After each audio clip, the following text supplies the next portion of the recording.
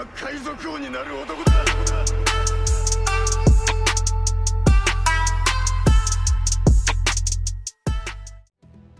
Vocês já pensaram na possibilidade do Dr. Clover também possuir a voz de todas as coisas? Bom, esse mano aqui pensou nisso e eu vou responder essa pergunta. Será que Professor Clover tem a voz de todas as coisas? No capítulo em que ele revelou ser um D, ele disse que podia ouvir uma voz vinda do passado. Será que poderia ser a voz vinda dos Poneglyph? Isso é extremamente possível. Primeiro, pelo fato dos D, pelo menos quase todos que apresentaram até agora pra nós, terem essa habilidade oculta dentro deles de se atrair por Poneglyphs, como visto por Law, ou de ouvir as vozes de outros seres.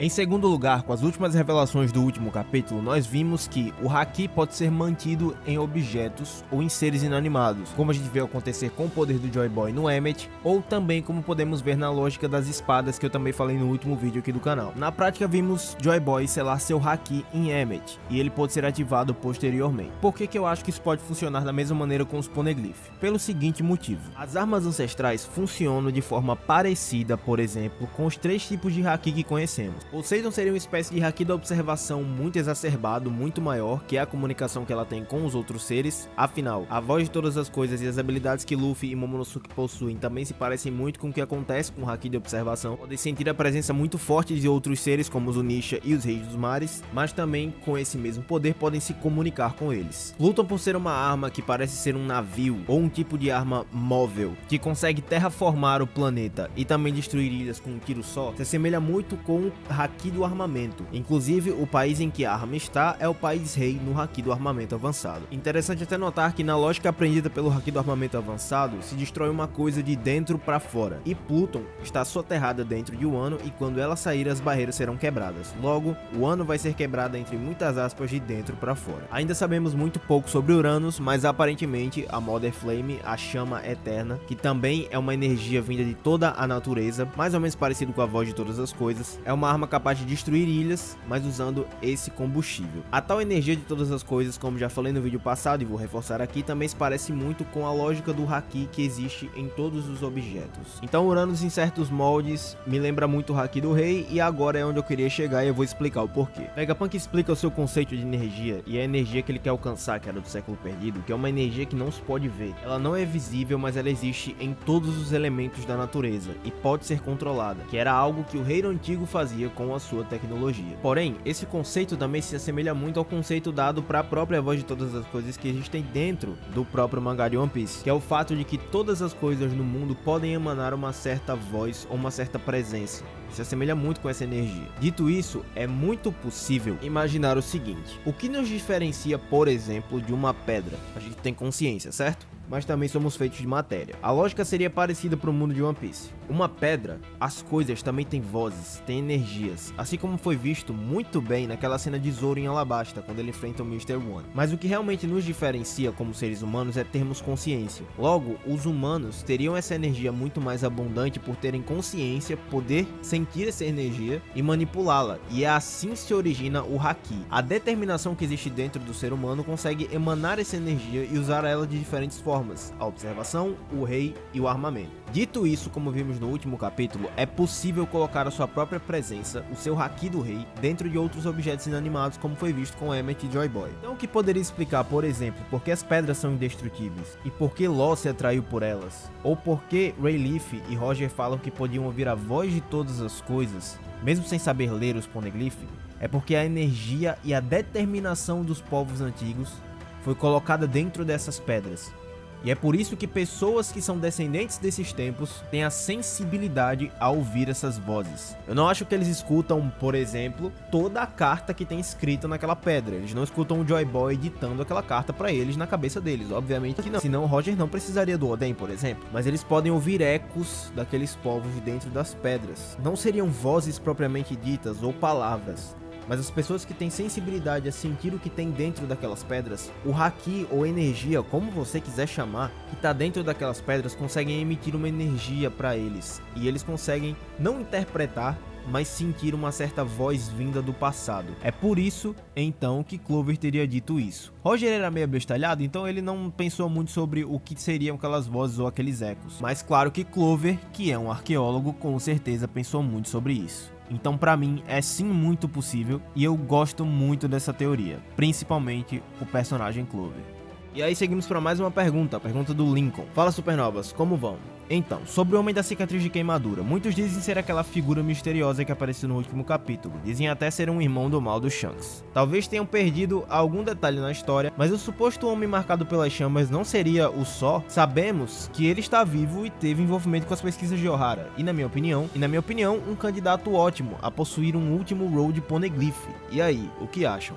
Acho uma excelente ideia e eu quero muito comentar sobre isso aqui. O Só sobreviveu primeiramente ao incidente de O'Hara. Ele foi congelado e depois sobreviveu ao bombardeio, enfim, não sabemos exatamente como isso aconteceu. De qualquer maneira, é uma pessoa que realmente deve ter muitas cicatrizes. Ah, mas não vimos ele ser tocado pelo fogo, tá, mas ele estava num bombardeio e de qualquer maneira, gelo também pode te queimar. Em segundo lugar, a silhueta que vimos dele, a sombra, quando ele é citado por Vegapunk, ele estava dentro da biblioteca de Elbaf, onde estão os livros de O'Hara. Então é muito possível que ele também tenha feito os estudos deixados por aqueles arqueólogos. Duvido muito que os arqueólogos de O'Hara tenham deixado só o conhecimento de leitura de Poneglyph na própria cabeça. Com certeza eles escreveram sobre isso. E se escreveram sobre isso, foi estudado possivelmente pelo Só, e se for estudado, ele também pode ler os Poneglyph. Agora, por que e que envolvimento o Só teria com piratas ou com lendas do mar, para que isso fosse reforçado que ele é a pessoa de cicatriz de queimadura e pro Kid, por exemplo, saber da existência dele? Ademais, como seria o Só? Porque, bom, pelo que Barba Negra falou, esse tal homem da cicatriz de queimadura fica vagando por aí no seu navio. E aqui entramos naquela, isso pode ser só lenda do mar mesmo e Barba Negra sabe pouco sobre isso, assim como todos os outros piratas, e pronto. O Kid afirma com muita clareza que vai atrás dele, mas, bom, o Kid agora tá no quinto dos infernos. Então, aparentemente, a única pessoa que tem alguma informação relevante sobre ele, pelo menos que a gente sabe até agora, é o Barba Negra e o bando de chapéu de palha que ouviu do Kid. Só que, vamos pensar um segundo. Barba Negra não sabe praticamente nada sobre esse cara e esse negócio do navio tá vagando por aí pode ser só uma lenda mesmo de bar. Sabe por quê? Se Barba Negra soubesse ou tivesse alguma informação sobre esse cara com o poder que ele tem, por que ele só não iria atrás dele? Por que ele ia mandar dois dos seus comandantes no território de um Yonkou para roubar Purim, para ler Poneglyphs para ele? É porque é dito por eles que ele possui o tal último Poneglyph perdido. Então, afinal de contas, aonde chegamos com isso? É possível que seja o Só? É muito possível, por algumas das evidências que eu já citei aqui. Porém, essa parte de ele estar vagando pelo mar e possuir o último Poneglyph deixa um pouco em aberto se é realmente o Só. Como eu já falei, essa história dele estar vagando por aí no navio negro e tal, e coisas do gênero, parecem muito lenda do mar. Realmente parece uma lenda do mar contada por aí por piratas que esbarraram com um tipo de navio desse e acreditavam que era esse homem. Até porque se nunca o viram fora do navio, como é que enxergaram ele dentro do navio? É algo muito difícil de se pensar. Então realmente pode ser uma lenda. Para todos os efeitos, eu gosto da ideia de que é o Só e que ele realmente possa estar num navio por aí, para que ele não fique parado, nem o Poneglyph fique parado em Elbaf. Muitos acreditam inclusive que o Poneglyph, o último Poneglyph, está em Elbaf. O que reforçaria a ideia também de ser o Só é o fato do Kid ir direto para Elbaf logo após o ano. Óbvio, a primeira ilha que eles poderiam encontrar dito o caminho que eles apostaram lá, os três supernovas. Mas poderia também ser um indício de que, além de tentar matar o Shanks, ele foi atrás do homem da cicatriz de queimadura, que seria o Só. Mas aí o Kid teria que saber de muita coisa para encontrar o Sol lá.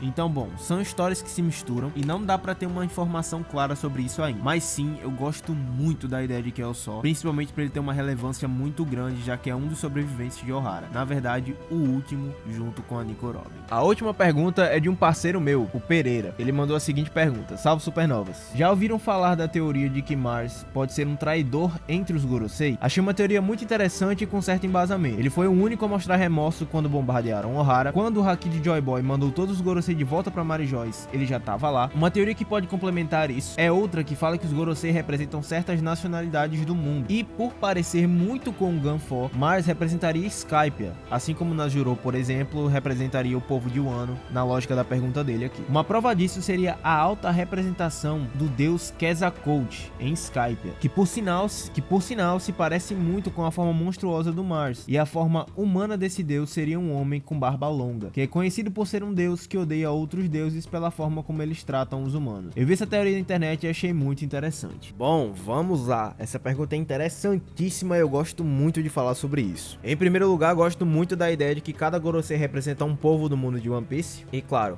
cada respectivo traidor desses povos que se uniram a Imu, e também gosto muito da ideia de que entre os Gorosei possa existir um traidor, e esse seria o Mars. Além, claro, da relação que ele fala sobre ele e o Gunfor, eu queria acrescentar sobre algo que ele fala do Quetzalcoatl. O Quetzalcoatl é um deus das culturas mesoamericanas, e ele era uma serpente que voava, ou seja, uma serpente que tinha asas.